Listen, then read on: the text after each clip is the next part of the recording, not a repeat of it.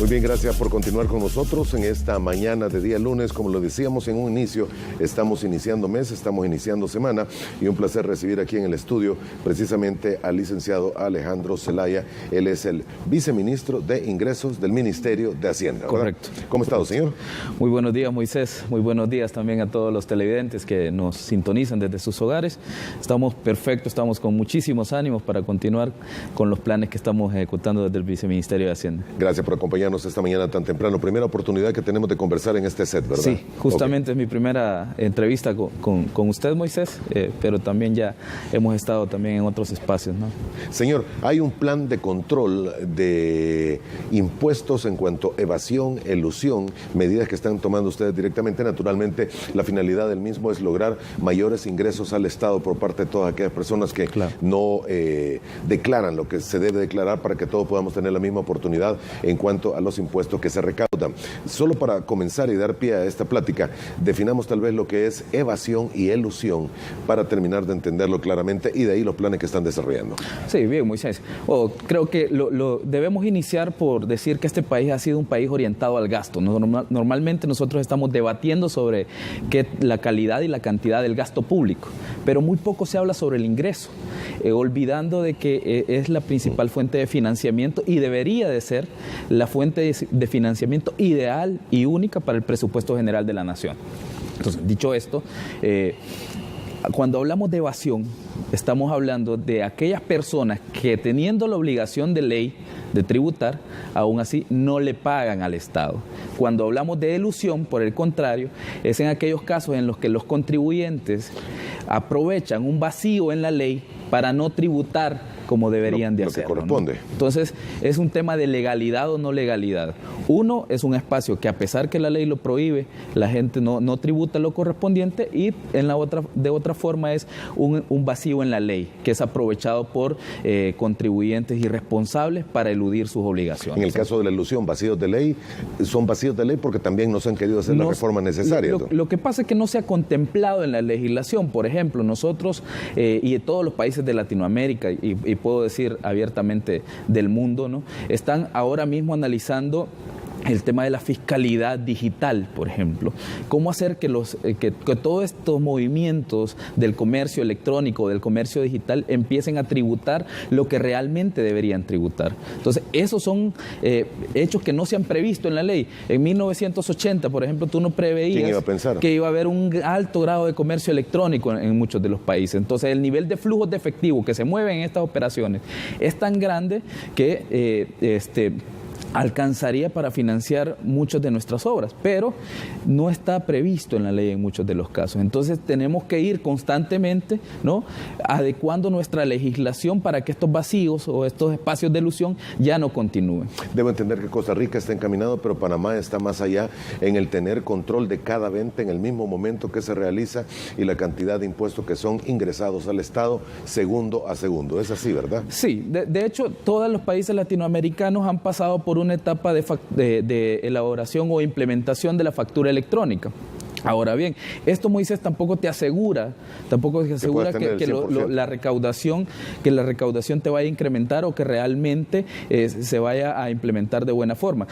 La factura electrónica, si bien es una herramienta que te permite hacer algunos cruces para luego hacer algunas inspecciones tributarias, hay países en Europa, por ejemplo, que nunca han estado en tema de factura electrónica, ni les interesa implementar el tema de factura electrónica. ¿Por qué? Porque sus niveles de cumplimiento voluntario, que es a lo que todos aspiramos en administraciones tributarias, Moisés, sus niveles de cumplimiento voluntario son altísimos. Entonces, es más bien un tema de cultura tributaria, ¿verdad? Todos aspiramos a que el contribuyente por sí mismo llegue a pagar, ¿no? Y que no sea necesario que nosotros lleguemos como Ministerio de Hacienda a poner la cintita amarilla que todos han visto que ponemos ahí y que se haga acreedor de una multa y de un cierre temporal también.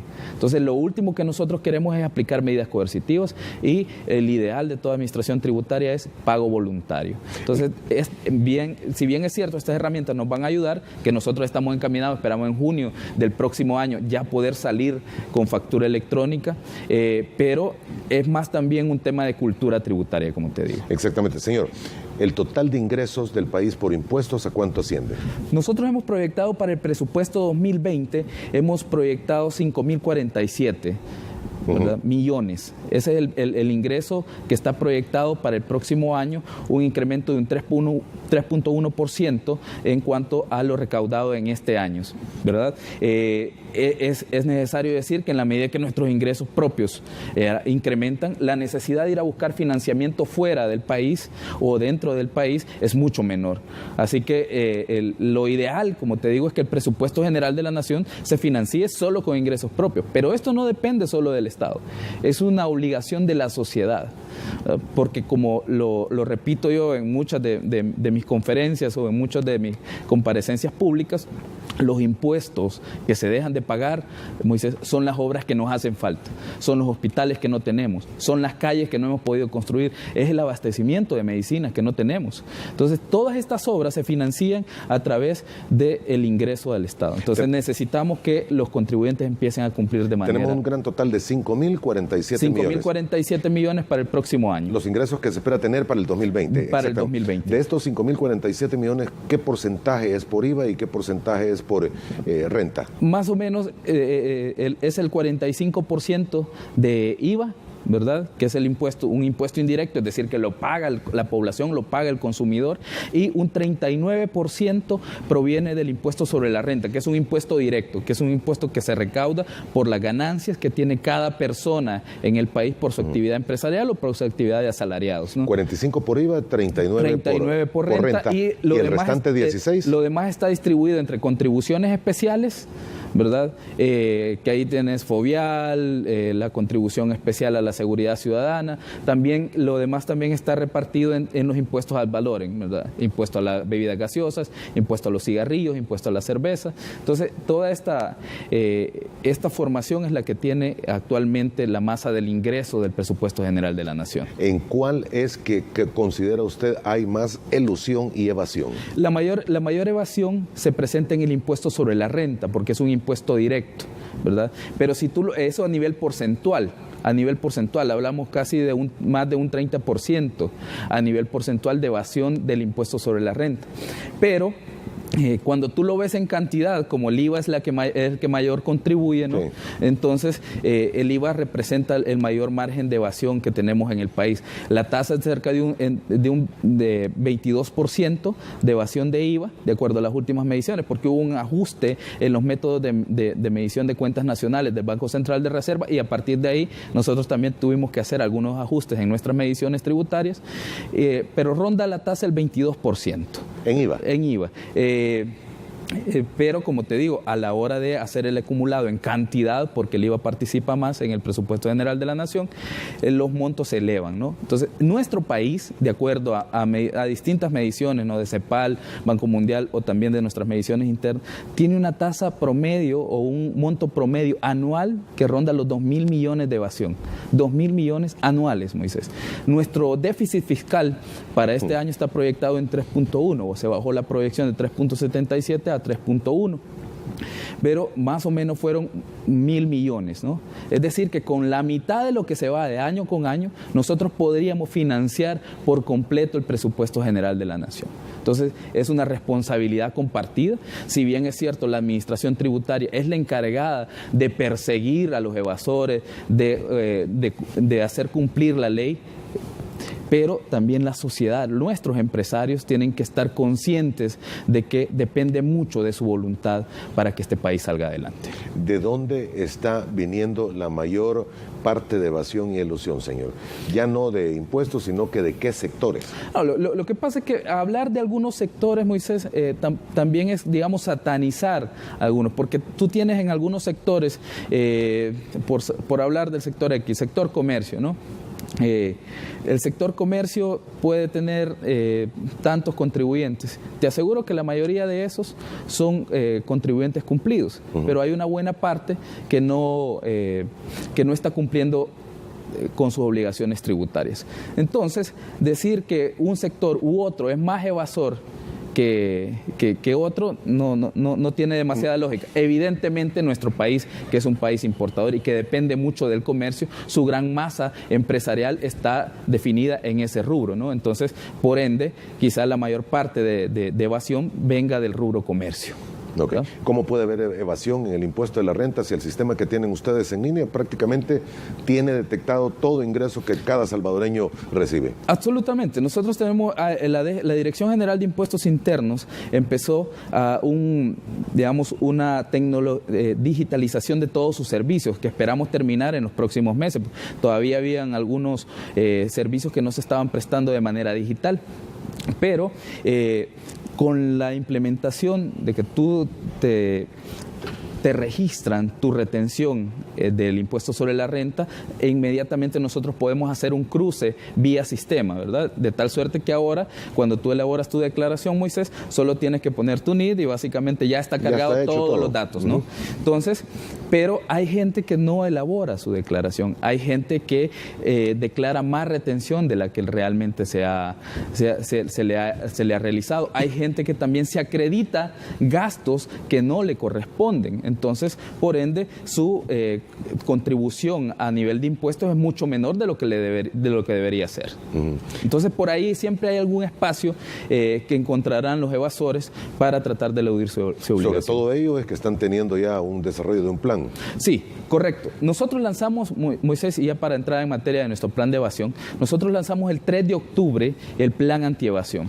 ¿En qué consiste esto, no? En lanzar una lucha frontal, como nunca se había hecho, desde el Viceministerio de Hacienda, desde el Viceministerio de Ingresos, del Ministerio de Hacienda, contra aquellos contribuyentes que no están cumpliendo con sus obligaciones. Es decir, empezamos a hacer cierres. Nosotros hemos cerrado 11 establecimientos desde que iniciamos el plan antievasión. Hemos impuesto cerca de $300,000 solo en nuestro primer mes en multas, wow, ¿verdad? Esto que está relacionado solo con la no entrega de facturas, Moisés. Solo con la no entrega de facturas vía plan fedatario nosotros hemos impuesto $300,000 y hemos cerrado 11 establecimientos. Ahora bien, ¿esto es una cifra de que nos enorgullece a nosotros como Ministerio de Hacienda? No, para nada. Yo quisiera no tener que cerrar ningún establecimiento. ¿Por qué? Porque cada vez que cierro un establecimiento es ingresos que yo dejo de percibir menos, también, como Hacienda Pública. Entonces, ¿qué es lo que nosotros quisiéramos? Que los contribuyentes entiendan que deben cumplir todos con sus obligaciones tributarias, que deben entregar factura y que también nuestra sociedad entienda que debe exigir su factura. ¿Por qué? Porque te decía, todos esos fondos nos hacen falta para financiar las obras del gobierno.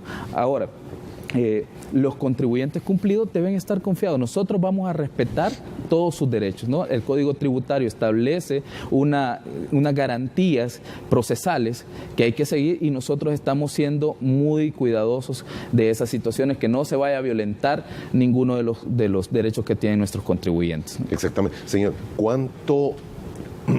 Solo para dibujarle a los amigos televidentes el mapa total, ¿cuántos son los contribuyentes y cuántas personas o empresas podrían estar fuera en el sector informal?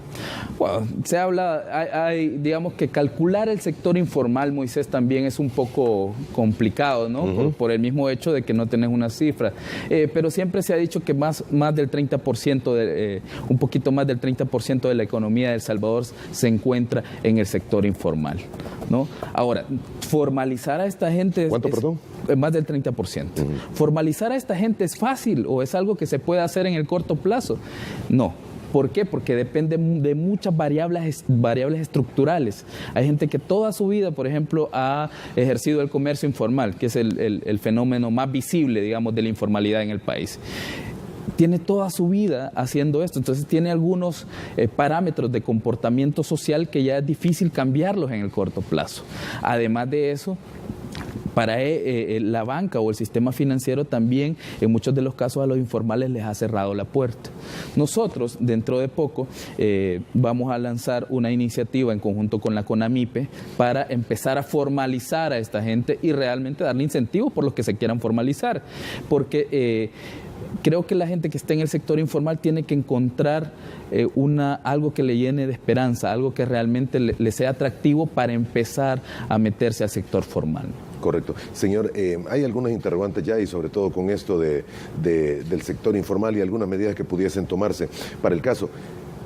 ¿Tienen un plan ustedes concreto, pregunta Moisés Vázquez, para cuándo se podrán tener a todos los informales tributando o disminuir ese número de informales? Sí, bueno, decir que vamos a tener a todos los informales tributando, sí, eso es imposible. En cualquier país de Europa, Finlandia o Estonia, que tienen niveles de contribución muy altos, ¿verdad? Siempre vas a encontrar informalidad de una u otra forma. Erradicarlo por completo imposible, ¿no? Entonces, nosotros estamos ya lanzando el próximo año, a inicio de enero, creo que estamos lanzando ya una propuesta para formalización del sector informal a través de la contribución vía monotributo, ¿no? Es algo que ha funcionado también. Eso le iba a preguntar, ¿funcionará en el país un monotributo? Es algo que ha funcionado en otros países, Moisés, y creo que también lo que hay que encontrar es un mix adecuado de tal suerte que no se vaya a incentivar a los que ya están siendo formales a que se conviertan en monotributistas, porque entonces lo que único que hace es agravar el caso, ¿no? Entonces nosotros estamos encontrando, en conjunto con la CONAMIPE, la forma de hacer que eso sea una realidad, que los informales puedan optar por formalizarse vía monotributo, pero que los que ya están formalizados no encuentren un incentivo para bajar de escala, digamos, y contribuir menos al desarrollo del país. ¿Cómo se lleva una auditoría de un monotributo, señor? Bueno, lo que pasa es que... ¿O cómo se establece ese monotributo? Sí, lo que pasa es que es bastante, digamos, complicado establecer un parámetro en cuanto a nivel de ingresos. Nosotros estamos haciendo más una revisión de condiciones sociales, ¿no? Porque si bien es cierto, para poner el caso, en el mercado de la tienda, tú te vas a encontrar desde comerciante informal que factura millones, ¿no? Y que no es contribuyente solo porque no quiere pagar, ¿no? Y también te vas a encontrar el comerciante informal que factura $2,000, $4,000, $5,000 al mes. Entonces tenemos que entender que la informalidad no es sinónimo de bajos ingresos. Entonces, que en muchos de los casos nos tocará a nosotros establecer a estos contribuyentes que ya son grandes y meterlos al sistema formal sin que sean monotributistas. Entonces nosotros estamos dando un espacio más vía condiciones sociales, estudios, ¿no? Acceso a vivienda, acceso a financiamiento, que en muchos de los casos los informales pequeños no lo tienen, ¿no? ¿Por qué nunca se ha hecho nada con este sector? ¿Vale? Para el caso, lo que menciona usted, sectores de mercados que venden cantidades millonarias de producto por mes, sabiendo quiénes son y dónde están. Sí, no, tal vez no creamos, Moisés. También revisando cómo está la administración tributaria en el pasado, nosotros hemos visto que en muchos de los casos había información que no existía, a pesar de que tenían las herramientas. Por ejemplo, nosotros desde el primer día que yo llegué, lo primero que hicimos fue integrar la base de datos de la Dirección General de Aduanas y la Dirección General de Impuestos Internos, y continuamos depurando esa base de datos. ¿Qué es lo que hemos encontrado? Contribuyentes que traían 20 millones al año de mercaderías, ¿verdad? Y no existían en la Dirección General de Impuestos Internos. No, claro. O sea, sí existen en aduanas, importan mercadería, pero no la venden en el mercado local, lo cual parece totalmente extraño, ¿no? Entonces, no es extraño, es imposible. Sí, pero a ese nivel digamos, de desorden tenían en la data. Entonces nosotros empezamos a cruzar y a inscribir de oficio a estos contribuyentes, porque no tenemos que andarles pidiendo permiso, Moisés, para inscribirlos. La ley nos faculta a nosotros para que de una sola vez te mandemos la tarjetita de IVA y le digamos, a partir de este mes usted está obligado a cumplir con sus obligaciones tributarias. Pregunta Luis también. En algunas gasolineras, supermercados, en algunas otras tiendas, cuando uno va a pagar le sugieren ticket y no factura. ¿Pedir ticket incide en recaudar menos impuesto al gobierno? No. ¿O es válido también? En absoluto. El ticket, siempre y cuando esté autorizado de la debida forma. Que lleve todo. El artículo 114 del Código Tributario establece cuáles son los requisitos que deben cumplir los documentos tributarios, llámese crédito fiscal, factura o, en este caso, un ticket, ¿verdad? El ticket es una forma simplificada de factura. Es decir, es para aquel contribuyente que no necesita que se le ponga su nombre ni que se identifique a la empresa a la cual se le está facturando. Entonces, si es una forma válida, siempre y cuando tenga el número de autorización de parte del Ministerio de Hacienda. Ok. Mientras lo tenga y todo. Mientras lo tenga, El ticket es válido, como válido. cualquier otro. Y uno Tal puede cual. también utilizarlo como documento para cualquier proceso fiscal. Esa es la única limitante. Moisés, si tú quieres utilizarlo para deducirte un gasto, por ejemplo, lo ideal es que pidas una factura. No debe ser el ticket. Correcto, no debería ser. Jorge Eduardo Afane, buenos días. ¿Cómo hacen para controlar los ingresos versus facturas o tickets en buses o microbuses? Primero, en las recargas de celulares vía electrónico. ¿No creen que podrá haber algún nivel de evasión? Y finalmente dice, ¿controlan a las iglesias por un posible también falta de impuestos que deberían de estar pagando? Bueno, el caso de las iglesias son asociaciones y fundaciones sin fines de lucro, siempre y cuando tengan esa forma jurídica, ¿no?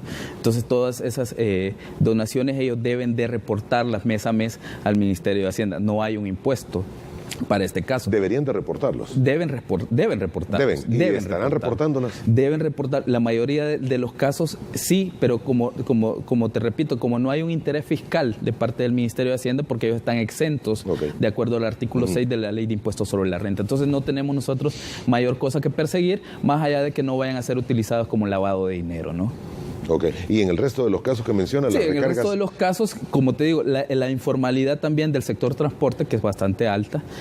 También estamos tratando, desde ya nos hemos reunido con el viceministro Castelar para empezar a darle un tratamiento a esto, ¿no? Porque también está ligado directamente con el otorgamiento del subsidio, ¿verdad? Sí. Que tú has visto que en los últimos días también... Se les ha cortado a algunos ¿verdad? Se les inició algunos procesos para cortar el subsidio. ¿Las recargas de celulares vía electrónica? Otra vez volvemos al tema de la fiscalidad digital, Moisés. En todos los países del mundo estamos combatiendo o estamos luchando contra esto, porque si bien es cierto, las tecnologías de la información nos facilitan muchísimas cosas, también nos complican muchas otras, y una de ellas es la recaudación tributaria. ¿Por qué? Porque en muchos de los casos no contamos con la tecnología o no hemos contado con la tecnología para asegurarnos de que el nivel de tributación sea el adecuado. Nosotros ya estamos trabajando en ello, estamos implementando algunas herramientas de Learning Machine, Deep Learning e inteligencia artificial para la hora de selectividad de casos. Eso lo que hace es eliminar la discrecionalidad con la que se seleccionan los casos de auditoría fiscal para el Ministerio de Hacienda, y también nos determinan algunos factores de riesgo que no se han detectado en el pasado. ¿Las compras vía electrónica están pagando los impuestos? Sí, de hecho, con el tema de compras públicas es necesario que siempre que tú, antes de licitar o de que se te adjudique una obra o un servicio a adquirir por la administración pública, te solicitan la solvencia, ¿no? Así que nosotros nos aseguramos también de que todas estas personas estén solventes con el fisco. De otra forma no pueden ser contratistas del Estado. No pueden ser. No pueden serlo. Así, correcto. terminantemente. Terminantemente. Pregunta Salvador Cárcamo desde Guasapa. Hablando de impuestos, la gasolina tiene varios, entre ellos el famoso de la guerra. Sí. ¿Cuál guerra? Ya no tenemos guerra. Dice, ¿para dónde? ¿Cuál es el destino de estos? Son contribuciones especiales que evidentemente vienen a financiar el presupuesto general de la nación. Este país necesita una mayor, somos el país de Latinoamérica con los menor presión contributiva, cerca de un 18%, cuando en Latinoamérica la carga impositiva ronda el 23%. Entonces tenemos que hacer un esfuerzo también, Moisés, para cumplir con nuestras obligaciones. Cuando usted me dice 18 y el promedio está en 23, sí. Como que deja abierto el espacio, bueno, podemos subir todavía. Todavía podemos subir. Ojo, pero es que la carga impositiva, Moisés, no está relacionada con las tasas solamente con las tasas, perdón. Sí tienen que ver las tasas de IVA, tasas de impuestos sobre la renta, evidentemente, pero hablamos del cumplimiento voluntario, es decir, cuánto realmente estamos recolectando, porque tú puedes tener una tasa del 20% de IVA, pero si no logras recaudar ni el 25% de la masa total de contribuyentes, de nada te sirve, ¿no? Entonces, lo ideal es que mantengamos las tasas, pero que el nivel de cumplimiento voluntario suba.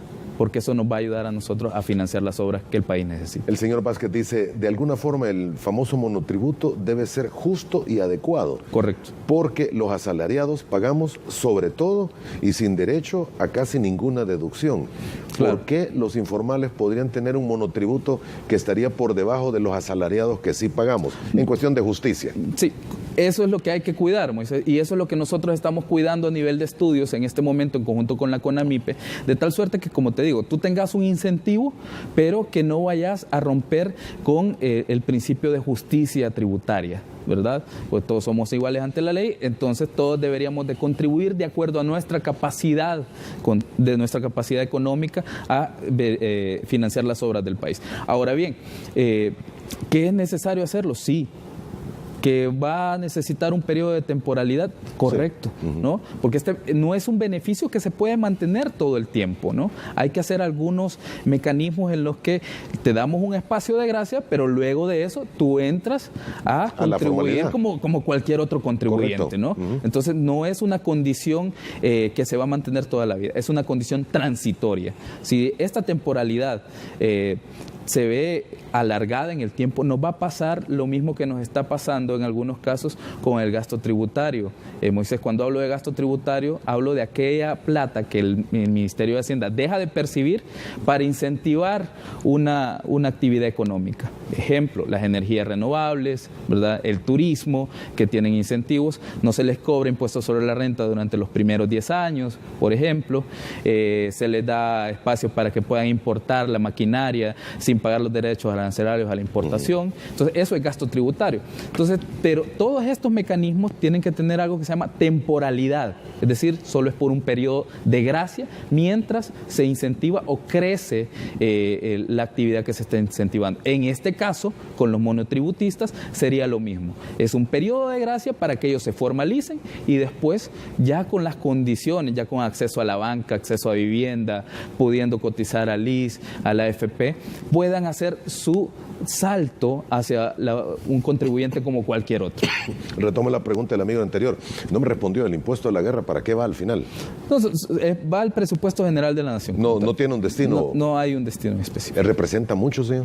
No, realmente es poco. Es poco la contribución. Como te decía, está en contribuciones especiales. Nosotros, si no mal recuerdo, estamos al rango de 230 y algo, 250 millones al año. Al año, correcto. De los 5.047 que hemos proyectado. Ok. Guanaco dice, ¿existe algún proyecto de incrementar el IVA? Por el momento no se está discutiendo el incremento de tasas, Moisés. No se está discutiendo. No. Sin más. Sin más. No. Sin más. O sea, sería una salida maravillosa y fácil.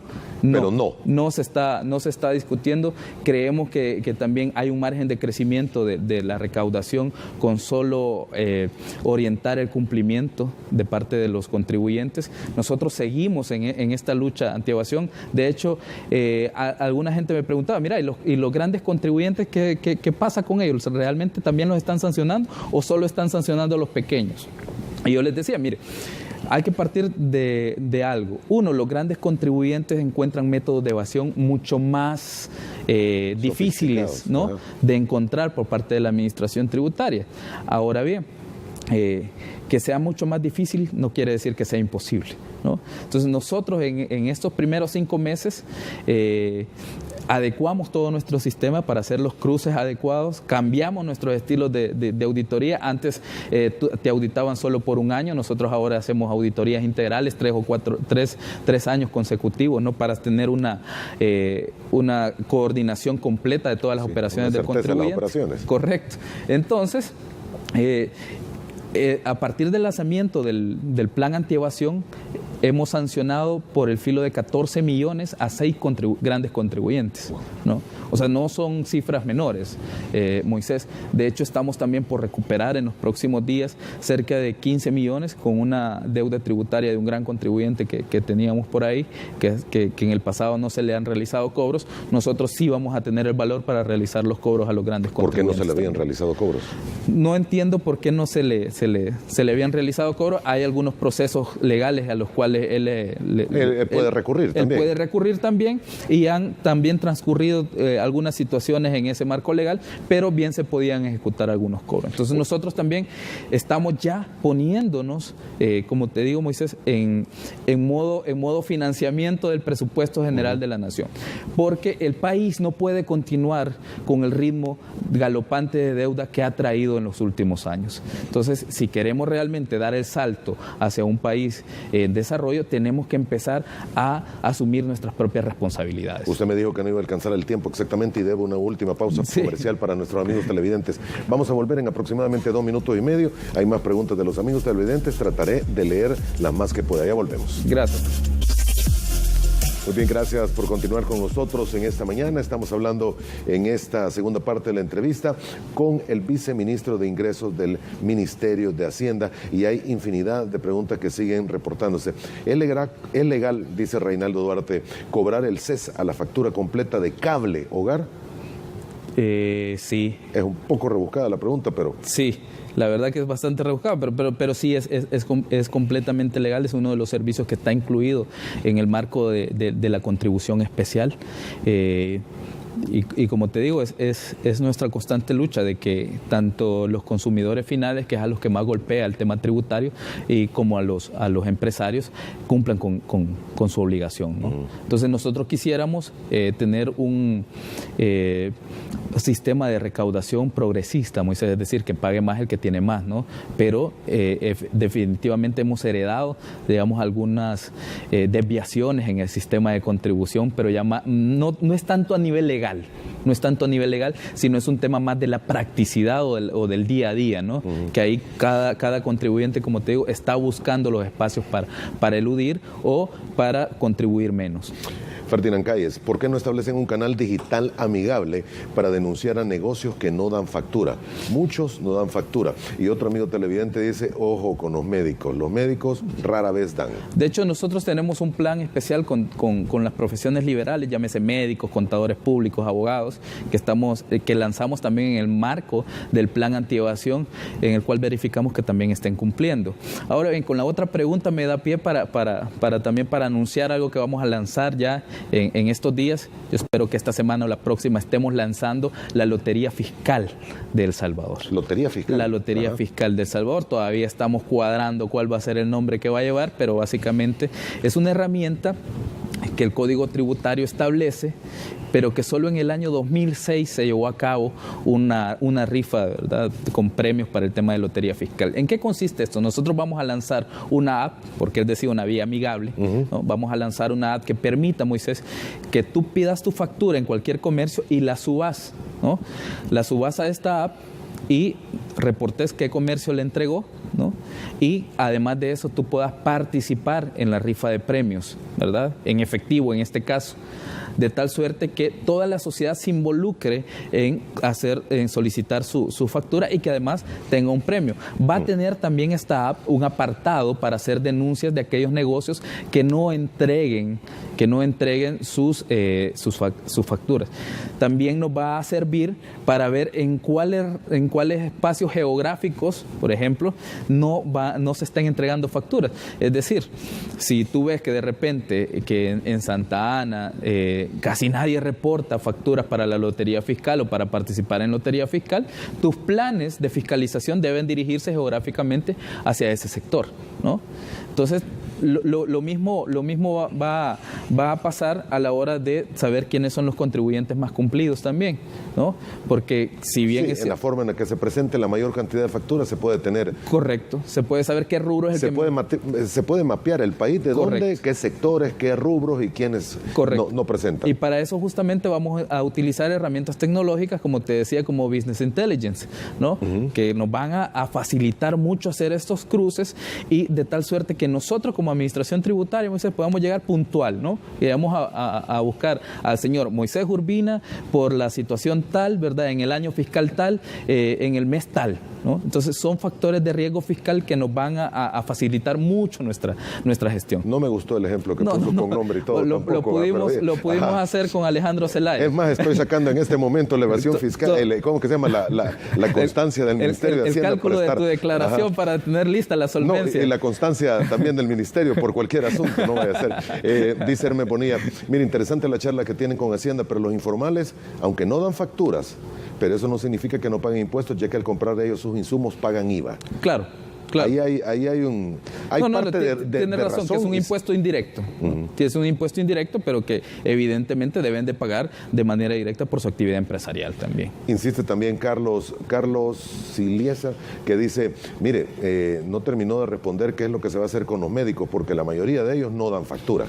Nosotros, hay un reporte que se llama, si no mal recuerdo el formulario, es el 983, en el que los médicos, 983 o 958, es uno de los dos, los médicos deben reportar, y el hospital en el cual ellos realizan un procedimiento médico debe reportar cuando se les pagan honorarios a estos médicos. Entonces nosotros desde ahí hacemos un cruce y luego lanzamos nuestros planes de fiscalización. Entonces ya el Ministerio de Hacienda cuenta con herramientas para realizar esos cruces, como te digo, efectivos, y hacer trabajo in situ después. Moisés, también no me quiero ir sin antes mencionar... Y eso le iba a decir, me quedan segundos, nada más para concluir. Justamente te quería mencionar. Nosotros la semana pasada entregamos al Ministerio, a la Dirección General de Impuestos Internos, 1.290 computadoras. Para nosotros, estas 1.290 computadoras representan el 100% del equipo informático que la unidad de fiscalizaciones utiliza en su trabajo día con día. Tenían 12 años de obsolescencia, Moisés. Hacía 12 años no se les cambiaba su equipo informático. De tal suerte que nuestros equipos de auditores llegaban a los bancos, pedían la data del banco, pero no cargaba porque el sistema operativo no les corría la data. Entonces, hemos empezado a reforzar, hemos empezado a hacer rotaciones de personal también en la Dirección General de Impuestos Internos. Hemos empezado a capacitarnos, hemos estado en reuniones con gente de la OCDE para el intercambio de información para fines tributarios con otros países también. Entonces estamos haciendo un gran esfuerzo y es un plan integral para evitar la evasión. Muy bien, señor, no tengo más tiempo, le agradezco, gusto conocerlo, no va a ser la primera ni la última plática, hay muchos temas que desarrollar. Le agradezco que haya estado con nosotros esta mañana. Con muchísimo gusto, Moisés. Aprovecho para felicitar a nuestros colegas de la Dirección General de Impuestos Internos y la Dirección General de Aduana y de Tesorería por todo el gran esfuerzo que están haciendo en esta lucha antievasión, y como lo reitero, no vamos a parar, nosotros vamos a seguir con nuestra lucha hasta que logremos financiar la totalidad de obras que necesita el país. Muy bien, gracias por haber estado con nosotros. No tengo más tiempo, llegamos hasta acá, una pequeña pausa comercial y volverá Viva la Mañana para retomar el control de la transmisión esta mañana. Muy buenos días, le esperamos mañana.